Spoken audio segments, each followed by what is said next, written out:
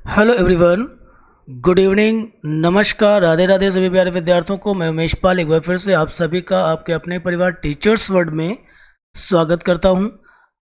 आप सब उम्मीद है कि अच्छे होंगे, मस्त होंगे और अपने सीटेट के प्रिपरेशन को स्टार्ट कर चुके होंगे क्योंकि वक्त हमारे पास बहुत ज़्यादा नहीं है। आइए सीटेट दिसंबर 2024 के लिए बाल विकास को सीखते हैं और ये जानते हैं कि जो प्रीवियस ईयर्स पेपर्स हुए हैं उसमें बाल विकास किस तरह से पूछी जा रही है और उसके लेवल क्या हैं। ठीक है, आज हम लोग एनालिसिस करेंगे सीटेट जुलाई 2024 का। ये पेपर 1 है, सॉरी ये जुलाई नहीं है, एक्चुअली ये जैन का पेपर है। ठीक है, वो गलती से वहाँ पर लिखा हुआ है। ये जनवरी 2024 को जो एग्ज़ाम हुआ था उस पेपर को हम लोग एनालिसिस करेंगे आज। और सिर्फ एनालिसिस नहीं करेंगे, एनालिसिस का मीन होगा कि लेवल को समझेंगे, साथ में हम लोग यहाँ से पढ़ेंगे भी, सीखेंगे भी। ठीक है, शुरू करने से पहले जैसा कि हमेशा से हम कहते आए हैं कि बेटा सेशन को लाइक शेयर ज़रूर कर देना है, बिल्कुल नहीं भूलेंगे आप। जितना ज़्यादा हो सकता है उतना ज़्यादा शेयर करेंगे। और जो न्यू विद्यार्थी हैं वो बेटा सब्सक्राइब जरूर कर लेंगे। इससे क्या होगा कि अगली नोटिफिकेशन आप तक ईजिली पहुँच जाएगी। और विशेष बात है कि सीटेट एग्ज़ाम के लिए आपके पास बहुत कम वक्त है, लगभग 2.5 महीने का टाइम है और इसमें पेडागोजी की इम्पोर्टेंस बहुत ज़्यादा है, ये आप सब जानते हो। इसलिए आपका नोट्स बनाना इतना पॉसिबल नहीं हो सकता। तो अपने पास सीटेट के CDP पेड नोट्स अवेलेबल हैं। आप व्हाट्सएप नंबर ये आपका ये है, आप इस पे आके बोलेंगे तो आपको यहाँ से बाल विकास की नोट्स प्रोवाइड कर दिए जाएंगे। ठीक है, चलिए शुरू करते हैं आज की क्लास को। और क्लास शुरू करने से पहले हम थोड़ा सा इसको जूम कर लेते हैं।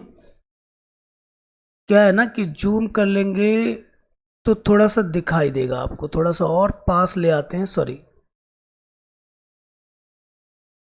तो और अच्छा रहेगा।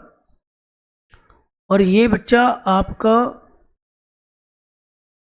जनवरी का पेपर है और यहाँ से आप ये समझोगे कि एग्ज़ाम का लेवल क्या होता है।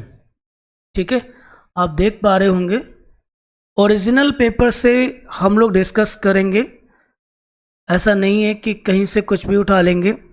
ओरिजिनल पेपर से बेहतर कुछ नहीं होता है। चलिए पहला क्वेश्चन देखेंगे किस तरह से पूछा गया है। कह रहे हैं कि कक्षा में खेल प्रतियोगिता में हिस्सा लेते समय तनुज अपने दोस्त से कहता है कि वह भाला फेंकने में हिस्सा लेगा और रस्सी कूदने में उसकी बहन हिस्सा ले सकती है क्योंकि वह एक लड़की है और लड़कियां भाला नहीं फेंक सकती। ठीक है, यह किस चीज को प्रदर्शित कर रहा है ये हमें बताना है। तो देखेंगे, आप देख पा रहे होंगे कि पहला वाला ऑप्शन जो लिखा है वो जेंडर संबद्धता है, सेकंड आपका जेंडर समानता है, थर्ड आपका जेंडर समता है और चौथा आपका जेंडर रूढ़िवादिता, जिसको जेंडर स्टीरियोटाइपिंग के नाम से जाना जाता है। स्टीरियोटाइपिंग भी कहते हैं इसको और इसको जेंडर बायस भी कहते हैं। बेटा इंग्लिश वाला वर्जन याद रखो, बहुत काम की चीज़ें होती हैं। सीटेट की परीक्षा में इंग्लिश आपका टाइट नहीं होना चाहिए। ठीक, चीज़ें सीखते रहो, जिनका भी टाइट है वो समझ लेंगे साथ में ही। तो ये इसका जो जवाब बन जाना है वो है जेंडर रूढ़िवादिता। जानते हो क्यों? क्योंकि क्वेश्चन डिस्क्रिमिनेशन कर रहा है, डिस्क्रिमिनेट कर रहा है कि पर्टिकुलर टास्क बॉयज़ कर सकते हैं और पर्टिकुलर गर्ल्स कर सकती हैं। मतलब वो वाली बात कि खाना बनाना, झाड़ू करना, पोछा करना ये तो लड़कियों के हिस्से में आता है, ये लड़के कहाँ करते हैं।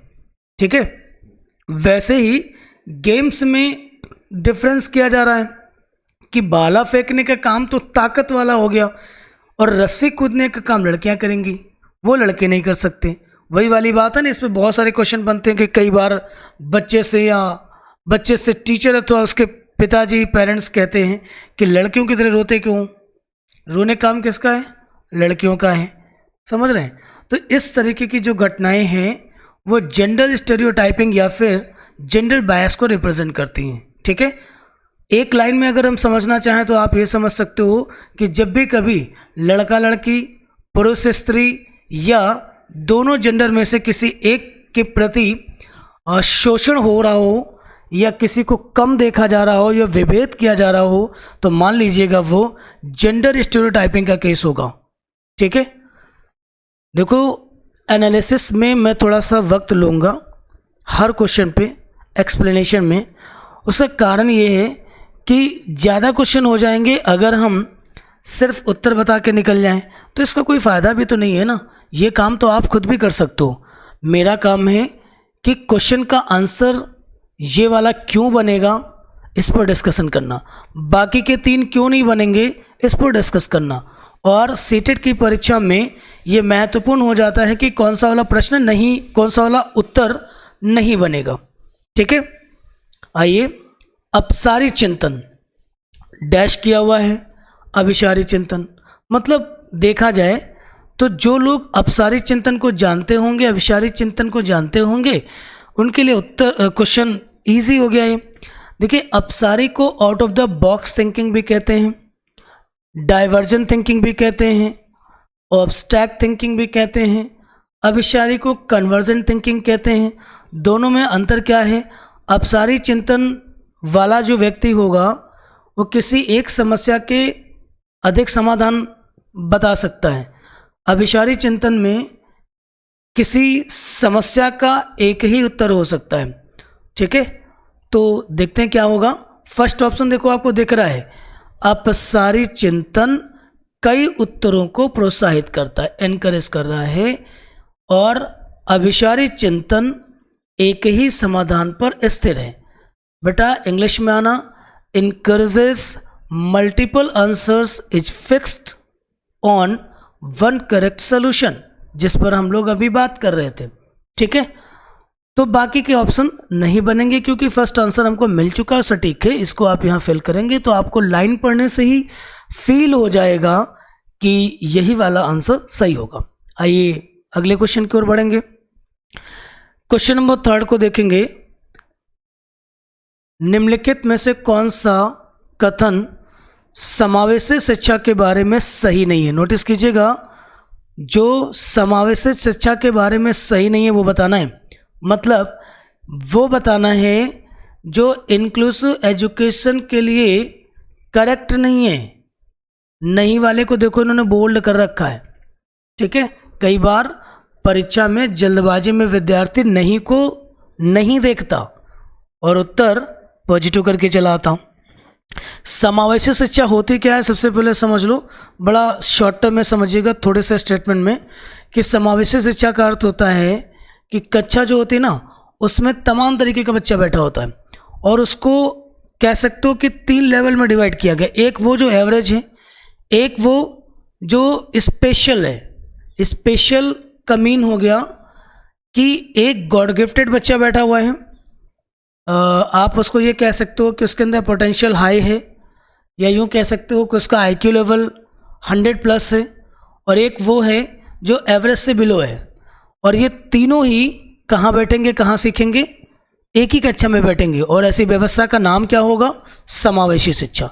मतलब जहाँ पर किसी भी बच्चे के किसी भी तरह से डिस्क्रिमिनेशन को नहीं किया जाएगा, मतलब उसको भेदभाव उसके साथ किसी भी स्तर पर नहीं किया जाएगा, चाहे वो रंग रूप व वर्ग भेद क्यों ना हो। ठीक है, हमें बताना है जो समावेशी शिक्षा के हिसाब से सही नहीं है। पहला क्वेश्चन देखेंगे, पहला ऑप्शन देखेंगे, समावेशी शिक्षण का अर्थ है ऐसे तरीकों से शिक्षण जो बहिष्कृत ना करे। बिल्कुल सही बात लिखी है, ये समावेशी शिक्षा का अंग है। समावेशी शिक्षण का अर्थ है उस शिक्षा शास्त्र को अपनाना जो सभी शिक्षार्थियों की आवश्यकताओं का क्या कर दे? समर्थन करे, ये भी सही है। एक समावेशी कक्षा भाषा शैली में अंतर को समायोजित करती है और सहयोग को बढ़ावा देगी, ये भी सही है। चौथा नंबर देखिएगा, निश्चित पाठचर्या और मानक मूल्य के आसपास ही एक समावेशी शिक्षा का केंद्र होता है। देखिए ये गलत है। क्यों? क्योंकि समावेशी शिक्षा में जब विद्यार्थी एक समान नहीं है तो पाठ्यक्रम एक समान कैसे हो सकता है? उसे आप फिक्स कैसे कर सकते हो? मतलब पाठ्यक्रम में, करिकुलम में तो फ्लेक्सिबिलिटी होगी, उसमें संशोधन करे जा सकेंगे अपने बिहाफ पे। और मानक मूल्यांकन का मतलब हो गया एक स्टैंडर्ड इवैल्यूएशन की बात हो रही है, वो भी नहीं होगा, उसमें भी फ्लेक्सिबिलिटी होगी। सो इस क्वेश्चन का सही जवाब बन जाएगा ऑप्शन नंबर 4। क्लियर? जिस तरह से हम क्वेश्चन डिस्कस कर रहे हैं ऐसे ही एनालिसिस करके आप परीक्षा में करोगे। बच्चा आजकल एक ट्रेंड है आपके सीटेट की परीक्षा में कि असर्शन और रीजनिंग के क्वेश्चन भर भर के आ रहे हैं, ठीक है। और इन क्वेश्चंस को करने के लिए आपके पास सीडीपी का कंटेंट ठीक से प्रिपेयर अगर नहीं है तो आप इसे नहीं कर पाओगे और अक्सर इसके उत्तर गलत हो जाएंगे, ठीक है। तो कंटेंट ठीक से आप पढ़ेंगे, थ्योरी को आप सही से जानते होंगे तो असर्शन और रीजनिंग के क्वेश्चन आसानी से कर पाएंगे। चलिए पहला देखते हैं। असर्शन को कह रहे हैं कि शिक्षार्थी जो पहले से जानते हैं उसके आधार पर अपने ज्ञान का निर्माण करते हैं। बात तो सही लिखी है। पैटर्न ढूंढना, पिछले ज्ञान के साथ जुड़ाव बनाने से शिक्षार्थियों को जानकारी को सार्थक रूप से संसाधित करने में क्या मिलती? मदद। मतलब ए भी सही है और आर भी सही है, लेकिन ए की कंप्लीट एक्सप्लेनेशन आर कर रहा है। सो आपका यहाँ पर first option is the correct. A और आर दोनों सही, ए की आर सही व्याख्या करता है। आइए क्वेश्चन नंबर 5 देखिए, एक बार फिर से उन्होंने असर्शन और रीजनिंग का क्वेश्चन दिया। देखिएगा हम 30 क्वेश्चन में से देखेंगे कि कितने क्वेश्चन आपके कम से कम 4 से 5 या हो सकता है उससे ज़्यादा असर्शन और रीजनिंग के क्वेश्चन होंगे, ठीक है। आइए जो विद्यार्थियों को सबसे टफ लगते हैं। बच्चों द्वारा बचपन अलग अलग संस्कृतियों में अलग अलग तरह से अनुभव किया जाता है, बिल्कुल ठीक बात है। और अगला लिखा हुआ है कि विकास सार्वभौमिक है, ये बात तो देखो भाई गलत है ना। विकास सार्वभौमिक नहीं होता। सार्वभौमिक का मीन क्या है? यूनिवर्सल डेवलपमेंट नहीं है, एक जैसा सभी में नहीं होगा। विकास की दर सभी में अलग होती है जो जैविकी और एनवायरनमेंट पर डिपेंड करती है, उसके मेन फैक्टर होते हैं। अब सबकी जैविकी और एनवायरनमेंट सेम तो नहीं होगा। सो ए सही और आर गलत, ऑप्शन नंबर 3, ठीक है। क्वेश्चन नंबर 6 को देखेंगे, बहुत ही प्यारा क्वेश्चन लिखा हुआ है। अभिप्रेरणा के आरोपण सिद्धांत के अनुसार निम्नलिखित में से किससे लगातार कोशिश और बेहतर प्रदर्शन की संभावना है? देखिए जो अभिप्रेरणा के आरोपण सिद्धांत है उसका मीन ये होता है कि जब व्यक्ति किसी काम में लगातार सफल या असफल होता है तो उसके सफल और असफल होने के कारकों को एनालिसिस करता है। मतलब अगर लगातार प्रयासों के बाद अगर कोई व्यक्ति असफल हो रहा है तो वो जानना चाहता है कि ऐसा क्या है कि हम बेहतर परफॉर्म नहीं कर पा रहे हैं, हम सक्सेस नहीं हो पा रहे हैं, ठीक है। तो इस व्यवस्था को किस नाम से बुलाया जाएगा? इस क्वेश्चन का सही उत्तर क्या बनेगा? तो देखिएगा ऑप्शन नंबर 3, असफलता और सफलता दोनों के लिए आंतरिक आरोपण, ठीक है। आंतरिक आरोपण, internal attribution for failure as well as success. तो कहने का मतलब है आंतरिक आरोपण का मतलब ये हो गया कि सफल और असफल दोनों की स्थितियों में व्यक्ति आंतरिक रूप से ये तय करता है, उसके कारकों को एनालिसिस करता है कि मैं प्रयासों के बाद सफल क्यों नहीं हो रहा हूँ, या फिर मेरी सफलता किन प्रयासों के कारण संभव हो पाई है ना। तो इसे अभिप्रेरणा के आरोपण सिद्धांत के अंतर्गत रखा गया है। आइए क्वेश्चन नंबर 7 को ठीक से समझेंगे। निम्नलिखित में से कौन सा प्रगतिशील शिक्षा का एक प्रमुख सिद्धांत है? ध्यान से समझेंगे, मजेदार क्वेश्चन है। निम्नलिखित में से कौन सा प्रगतिशील शिक्षा होती है? Progressive education. और इसका मतलब है ये प्रोग्रेसिव एजुकेशन के जो फादर थे, जो उसके प्रतिपादक थे, वे थे आपके जॉन डीवी। ठीक है, आइए जानते हैं प्रमुख सिद्धांत क्या है। छात्रों को सीखने को मापने के लिए मानकीकृत परीक्षण पेडागोजी के सेक्शन में ही नहीं है। आप इसको कभी उत्तर मत बनाइएगा, भले ऑप्शन समझ में आए या ना आए। और दूसरा, जो शिक्षार्थी है वो ज्ञान का निष्क्रिय प्राप्तकर्ता कभी नहीं होता, हमेशा एक्टिव प्राप्तकर्ता होता है।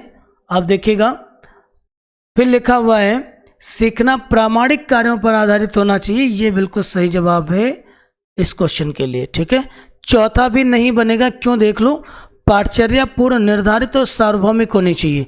अगर करिकुलम पहले से फिक्स कर दिए जाएंगे तो उसमें फ्लेक्सिबिलिटी कहाँ बचेगी। करिकुलम का स्वभाव है कि, और वो भी प्रोग्रेसिव एजुकेशन के अंतर्गत, कि विद्यालय में शिक्षक करिकुलम को संशोधित कर सकता है। ठीक है, और अपने करिकुलम को खुद भी डिजाइन कर सकता है, जैसे इसको नीड महसूस होगी, जो उसके बच्चों की ज़रूरत होगी। क्लियर। क्वेश्चन नंबर 8 को ध्यान से समझेंगे, बहुत प्यारा क्वेश्चन है। विकास के किस पहलू में तर्क, चिंतन और समस्या समाधान की व्याख्या करी जाती? बड़ा सिंपल है, मैंने कई बार इसको समझा रखा है। अगर जो बच्चे पियाजे को पढ़ेंगे तो वो ज़्यादा ठीक से समझेंगे। और बेटा जो मैं नाम ले रहा हूँ, लाइक जैसे मैं अभी पियाजे मैंने बोला, आगे मैं आपको हो सकता है वाइगोस्की कोहलबर्ग के संबंध में बताऊं, है ना। अगला देखिए क्वेश्चन भी लिखा हुआ है। तो इसके लिए आपको मेरे लेक्चर्स देखने होंगे। आप जाएंगे, स्पेशल पेडागोजी के नाम से आपकी प्लेलिस्ट बनी हुई है, वहाँ पर डिटेल्ड एक्सप्लेन किया गया है कि वाइगोस्की ने क्या कहा है, पियाजे ने क्या कहा है। क्लियर है ना। तो होगा क्या इससे आप जब कंटेंट को ठीक से समझ लेंगे तो आपको क्वेश्चन करने का मज़ा अलग हो जाएगा। जबरन आप उत्तर नहीं बनाओगे, ठीक है, और ज़बरदस्ती करोगे तो नंबर जानते हो 15 से 16 ही मिलेंगे इसमें। और अच्छा पढ़ के जाओगे तो वादा है कि मेरे द्वारा पढ़ाए गए बच्चे 30 में से 30 भी लाए हैं, 28-29 भी रहे हैं, इससे कम नहीं रहे हैं। ठीक है, समझते हैं विकास के किस पहलू में तर्क, चिंतन और समस्या समाधान की व्याख्या की जाती है। तो वो आपका कॉग्निटिव डेवलपमेंट हो गया, जिसके संबंध में पियाजे ने स्पष्ट किया हुआ है। क्वेश्चन नंबर 9 को देखोगे, लियो वाइगोस्की प्रस्तावित करते हैं कि बच्चों में स्वनियमन मतलब इनर सेल्फ रेगुलेशन कहाँ से आती है? वो आपकी इनर स्पीच में आती है। अगर वाइगोस्की के लेक्चर को आपने देखा है या फिर आपने नहीं देखा है तो आप जाकर देख लीजिएगा। इसी में मैं इसी लेक्चर के डिस्क्रिप्शन में मैं आपको इसका लिंक शेयर कर दूंगा। ठीक है, पियाजे का भी और वाइगोस्की का भी, वापस जाके देख लीजिएगा। वहाँ पर मैंने लैंग्वेज के 3 फॉर्मेट बताए हैं अकॉर्डिंग टू वाइगोस्की। एक को मैंने कहा है कि सोशल स्पीच बताया है, मैंने क्या मतलब वाइगोस्की ने कहा है। दूसरे को इनर स्पीच कहा है और थर्ड को प्राइवेट स्पीच कहा है। ये इनर स्पीच और प्राइवेट स्पीच दोनों ही वाइगोस्की के द्वारा डिस्कस करी गई हैं और दोनों ही पूछी जाती हैं। यहाँ पे सेल्फ रेगुलेशन की बात करी जा रही है तो वो क्या होगा?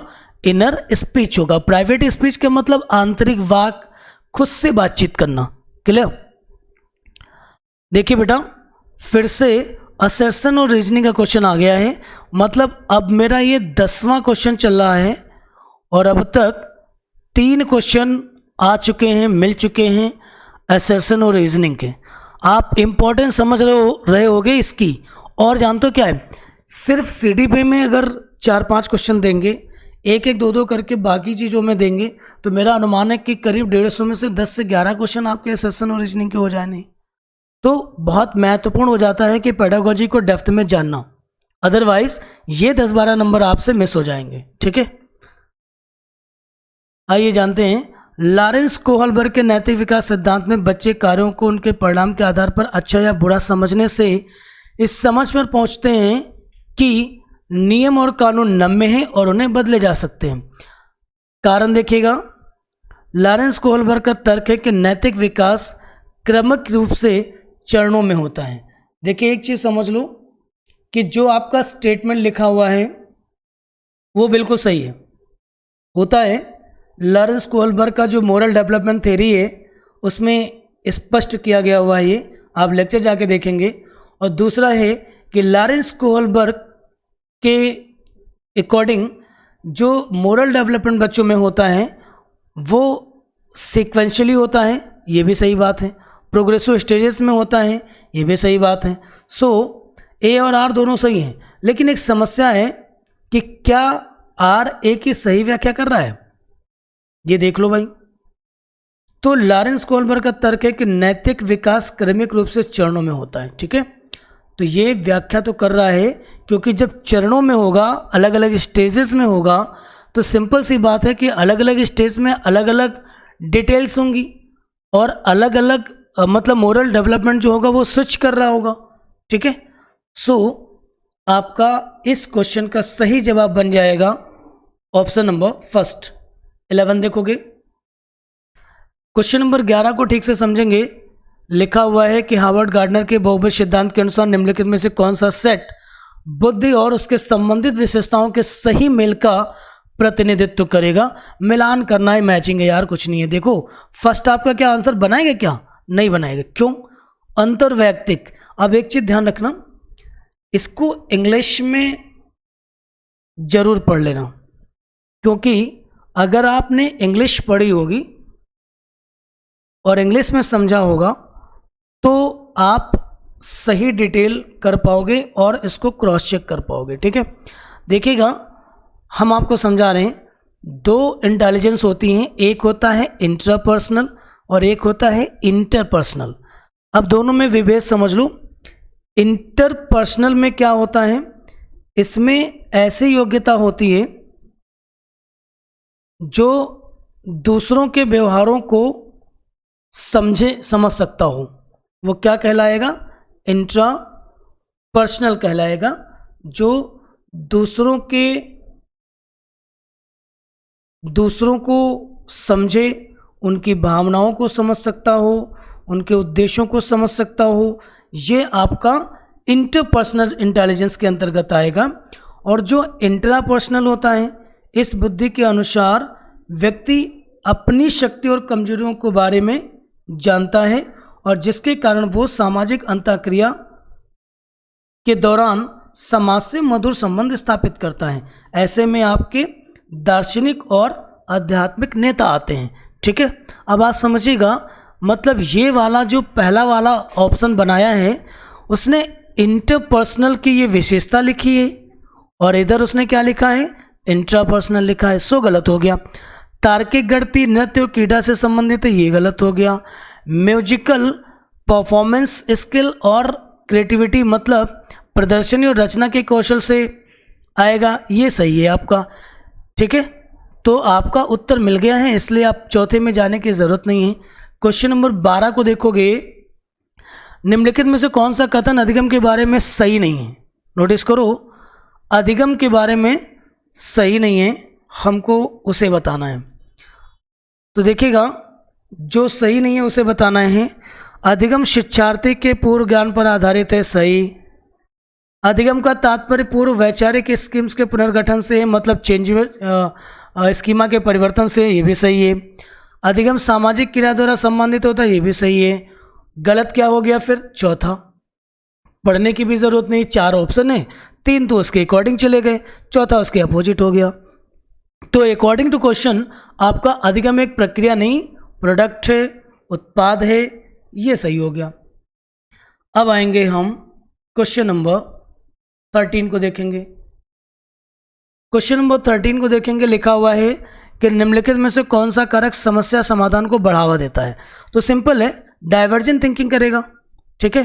14 नंबर क्वेश्चन को ठीक से समझेंगे, बहुत प्यारा क्वेश्चन है 14 नंबर, इसको बच्चा ध्यान से समझेंगे, ठीक है।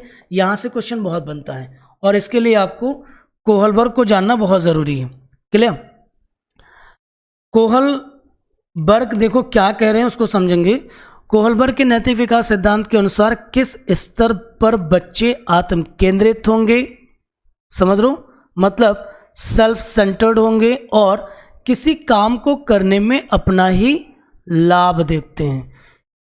इसके लिए उत्तर जो बनेगा वो पहले स्तर के दूसरे चरण में बनेगा। थोड़ा सा समझ लो बच्चा, कोहलबर्ग ने टोटल 3 स्टेजेस बताई हैं, ठीक है। कोहलबर्ग के लेक्चर को अगर जाके देख लोगे तो ज़्यादा समझ में आ जाएगा। पहली वाली को उन्होंने प्री कन्वेंशनल स्टेज कहा। देखो 3 स्टेजेस उन्होंने बताई मोरल डेवलपमेंट की, ठीक है, और साथ में हर स्टेज के 2 लेवल हैं, इसीलिए लिखा है पहले स्तर के दूसरे चरण में, ठीक है। प्री कन्वेंशनल स्टेज हो गया, ये आपका कन्वेंशनल मोरल स्टेज हो गया। 3rd नंबर आपका पोस्ट कन्वेंशनल स्टेज कहलाएगी। अभी इस क्वेश्चन के अकॉर्डिंग आप देखेंगे तो प्री कन्वेंशनल स्टेज के 2 लेवल होंगे। एक को कहा जा रहा है प्राक रूढ़िगत नैतिकता का स्तर और दूसरे को दंड एवं आज्ञा पालन उन्मुखता। मतलब इसमें बच्चों का जो नैतिक व्यवहार है वो दंड और आज्ञा पालन की इच्छा से बंधा होता है। इसीलिए आप देख रहे हो कि बच्चे इसमें क्या हो जाते हैं, सेल्फ सेंटर्ड हो जाते हैं। क्लियर है? मतलब उन्हें किसी स्तर का कोई स्ट्रगल ना करना पड़े, लोग उन्हें अच्छा कहें, बेहतर समझें और दंड भी ना मिले। क्लियर? तो ऐसा व्यवहार वो प्रदर्शित करते हैं जिससे इन चीज़ों से बचा जा सके, ठीक है। आज की क्लास को यहीं तक हम लोग रखेंगे। 14 क्वेश्चन आज हमने डिस्कस करे हैं। कल बेटा डेली क्लासेस होंगी, अब रात 8 बजे आपको ये लेक्चर प्रोवाइड हो जाएगा, रोज डेली देखिएगा। 14 क्वेश्चन ही आज हम करेंगे, इसलिए क्योंकि हम एनालिसिस कर रहे हैं, भाग नहीं रहे, उत्तर नहीं सीख रहे हैं, ठीक है। और इस एनालिसिस के थ्रू हम जो सीखेंगे उससे जो परीक्षा में क्वेश्चन आएगा उसको करने में हमारी मदद मिलेगी हमको, ठीक है। और अगर मैं 30 क्वेश्चन अभी करूं तो प्रॉब्लम ये है कि लेक्चर बहुत लंबा हो जाएगा और आप बोर होने लगोगे, फिर आपके लर्निंग इफेक्ट हो जाएगी। तो मैं नहीं चाहता हूं कि आपके लर्निंग इफेक्ट हो। हम रोज करेंगे और आगे के 16 क्वेश्चंस कल फिर से सीखेंगे। आज की क्लास को यहीं पर वाइंड अप करेंगे और अपने सभी मित्रों को जो सीटेट की प्रिपरेशन कर रहे हैं उन्हें इन्फॉर्म करें, शेयर करें, सब्सक्राइब करवा दें। मेरा ये प्रॉमिस है आपसे कि आपको अच्छा स्कोर कराऊंगा। 120 प्लस स्कोर करना है तो आपको यहाँ से जुड़ना होगा, ठीक है।